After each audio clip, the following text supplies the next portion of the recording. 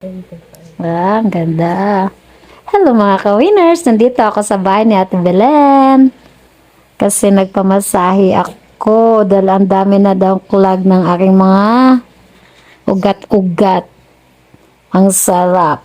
At may maganda tayong pag-uusapan ngayon. 3, 2, 1.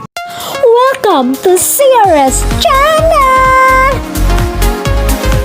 Na-excite akong pag-usapan kasi at the age of 62, si Ate Belen ay nag-asawa pa. Byuda siya. Tapos yung partner niyang bago, byudo din. Classmates sila nung high school. Elementary. High school. High school. Classmates sila nung high school. Tapos nagkita sila ulit ngayon. Wow, exciting. Reunion. Reunion lang. Talaga.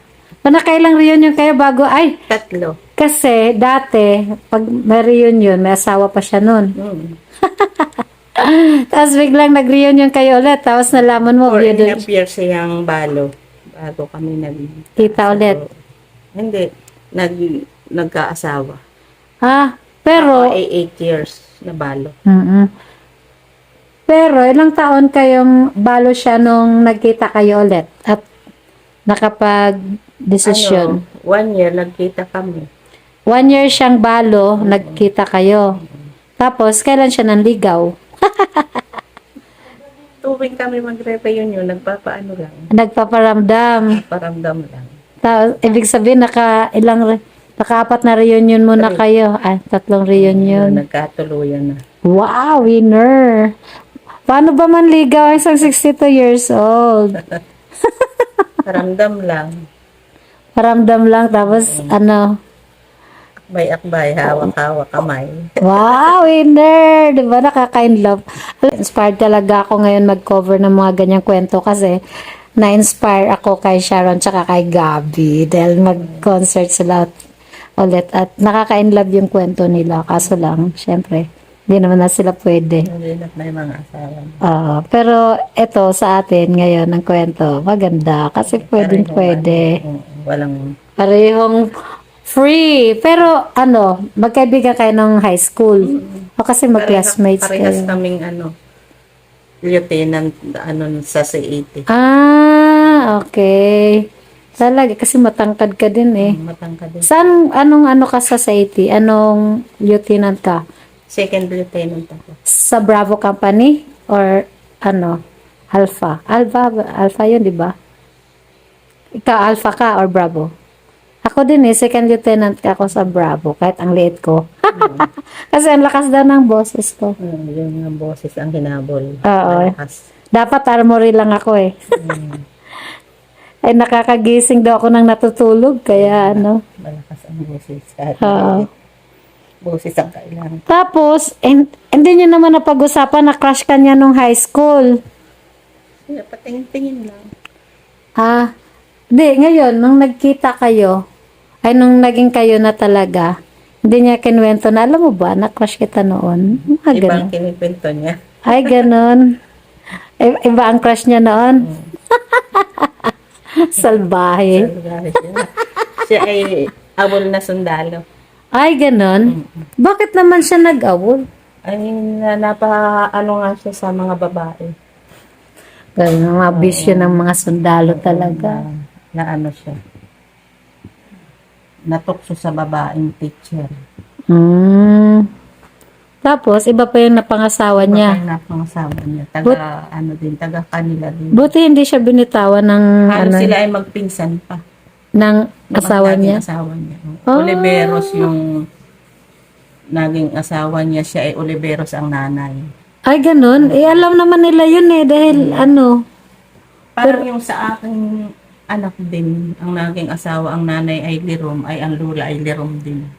Mga ganun. Di pa yun? May mga degree pa yun. Siguro mga 3rd degree na sila. Oo.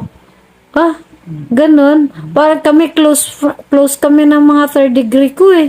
Ay, Parang sila magkakapatid lang kami. Sila hindi halos, hindi sila hindi nila siguro alam yung pinagmulan bago naging. Pero, alam nila nung umpisa pa lang.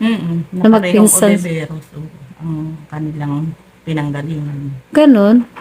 Eh, may ganon pala talaga. Breast cancer lang kinamatay yung asawa. Ah, ano yung lahi nila? Siguro. Parang ang aga naman, no? Ay, Maaga pa. mga 50 plus. Mm. Maaga nga. Swerte pa rin talaga natin. Swerte pa tayo. Oo. Nakarating sa mga. Yeah, game lang sa buhay. At least ikaw may forever ka na ngayon. Relax, relax. Chill lang. Kasi pag stress kasi, yun yung nakakabigay ng sakit. Kasi yung mga ano mo, cells Iisa ang ba? anak niya, ako ay siyam. Wow, winner. O di 10. Sa una. May dalawa na siyang ako ay 16. Wow, grabe. At least kahit marami kang anak, malalaki na naman. Di na naman niya kailangang pakainin at alagaan. Yung isa na lang kasama namin, mga anak na ang nagbibigay sa akin. Oo, yun yung Ng aming pagkain, lahat. minsan talaga advantage yung maraming anak. Pag mabait yung anak. Mababait naman sila. Oo, pero pag salbayang anak nako, ewan ko lang, parang Hala ka. parang pagsisihan mo. Ang saya naman, no? May forever na si Atex.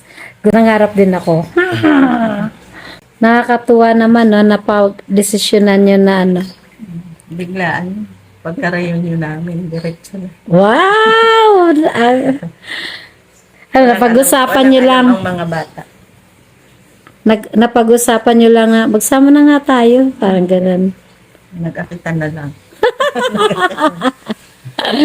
Ang saya talaga. Video okay. Ha, video okay. Ha, marunong ka kumanta. Alam ng kaunti. Tapos siya din. Siya din. Para nilan laang. Kaya tayong mga almost seniors, wag mawala ng pag-asa kung gusto pa magkaroon ng partner. Kahit ayaw mo na, pero kung bibigyan ka talaga ng tadhana, di ba? Hindi. Tadhana. Oh, tadhana talaga yun. Isipin nyo, classmates Hindi kayo. naman ako nagsabi ng tapos na hindi ako mag-aasawa. Oo. Bahala na ang panahon. Mas mga ka-winners, ang anak ni Ate Belen ay siyam. Tapos ang partner niya isa. At tamang-tama, naging 10 sila. Ang masaya yan pag nag-reunion.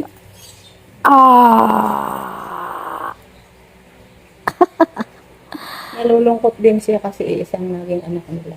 Okay lang. Kasi nandiyan ka na naman. Tsaka marami kang anak. Ay kung marami siyang anak, ikaw marami. Ano na lang. Diba?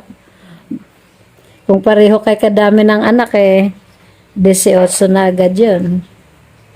Kasi pag daw maraming anak, marami kang mapupuntahan. Isa-isa lang.